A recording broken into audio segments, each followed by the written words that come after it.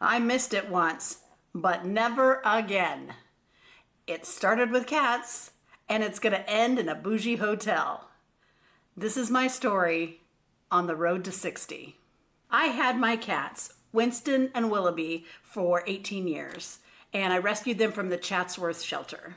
They were Winston, Winnie, Minnie, Min, Philly, Willie, will be, will not be, no. You know, if you're a pet parent, you know, they have a million names. And for a long time, I knew that chapter would end. I knew it would eventually come to be super sad, and I dreaded it. So I bribed myself. I would always cry about it, and then I bribed myself with, okay, so when the sad time comes, you're gonna wanna travel, and you're gonna want to get rid of the 18 years of kitty carpet, and you're gonna maybe paint the walls and get a fake fireplace. All these things I bribed myself with. You'll be sad, but you'll be doing some fun things. I had plans of things I wanted to accomplish. And then that time came, and I couldn't do any of it. The medical bills had been a lot. And it wasn't just the money. I wasn't ready in any of the ways that mattered. My finances, my body, and emotionally, I was a wreck. I had promised myself something that when that chapter closed, I couldn't deliver. 60 is another end of an era.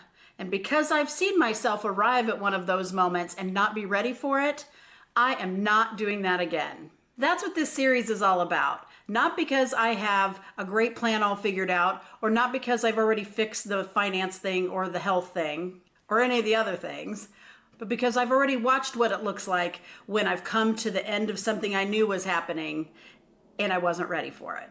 I don't want to miss another end of an era moment if I can prevent it. So what does that actually look like? For me, it comes down to 4 things: my money, my body, my people, and the work I want to actually do. My finances. We've discussed this, but like my dating life, there have been some questionable decisions, and I'm fighting through the consequences of those. But things are looking up. My health. Honest answer, I'm frustrated with where I am now. And I'm tired of being frustrated and not doing anything differently. I want to feel like myself again when I turn 60. My Tybo, CrossFit, strong, capable self. The one who's ready for whatever's next. My community. I want to get back to nourishing my friend and family relationships that I've pushed aside as I've been busy. I'm still busy, but relationships are more important than that laundry pile. 4, my purpose. I am building something. I've got this business, my coaching, my writing, a podcast that's coming up, stuff I'm really excited to do. And I want to cross into the next chapter excited about all these things and where they're headed. And speaking of where it's all headed, I promised you a bougie hotel. So when I turn 60, which is in March, I am going to take myself to a local, outrageously priced hotel, and that will be the end of this series. At that hotel, I am going to do decadent things like enjoy the spa, have people bring me breakfast, and celebrate all that I've accomplished, and evaluate what's next, and be excited about the future.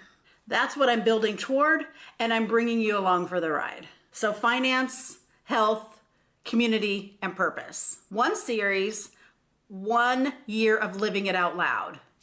And why out loud? Why here? Because here's the thing. I know myself. If it stays in my head, if I write it in a journal, another journal, and if I map it out on a spreadsheet, it is easy to let it slide. But if I tell you, that gives me accountability. I'm not doing this because I have it all figured out. I'm doing it because I don't. And because doing it with you on camera is how I'm going to get to the end of this era, ready and excited, not broke, sad, and tired. So that's it. That's the series. That's why I'm here.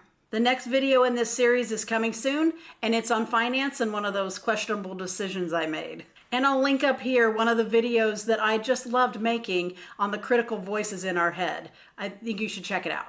And one more thing I think you'll like, I'm really proud of, I made a Reclaim workbook, and it is based on the first few sessions I do with my coaching clients, and it is based on what is it that you really want in your future, and it's a little exploratory exercise. It's really fun, and I will link it below so you can check that out too.